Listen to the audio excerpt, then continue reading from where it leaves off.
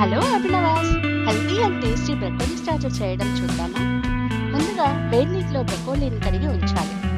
కడాయిలో నూనె, వాము, జీలకర్ర, చిన్నగా తరిగిన పచ్చిమిర్చి, అల్లం, వెల్లుల్లి వేసి దోరగా వేయించి పసుపు వేసి కలపాలి. దానిలో కడిగిన బ్రొకోలీ, కొంచెం ఉప్పు వేసి బ్రొకోలీ సగం మగ్గే వరకు మూత పెట్టి ఉంచాలి. ఈలోపు గిన్నెలో శనగపిండి, ఉప్పు, పసుపు, కారం, ఆమ్చూర్, గరం మసాలా, ధనియాల పొడి మరియు కొంచెం నూనె వేసి కలపాలి. ఆ మిశ్రమాన్ని బ్రొకోలీ మీద చల్లి మగ్గేంత వరకు 3-4 నిమిషాలు మూత పెట్టి ఉంచాలి. ఆ తర్వాత మెల్లిగా కలుపుతూ కొంచెం కొంచెం నీళ్లు చల్లుతూ మిశ్రమాన్ని బ్రొకోలీకి పట్టేంత వరకు ఉంచాలి. చివరగా కొత్తిమీర, నిమ్మరసంతో అలంకరిస్తే టేస్టీ బ్రొకోలీ రెడీ. రెసిపీ నచ్చితే please like, share, comment and subscribe.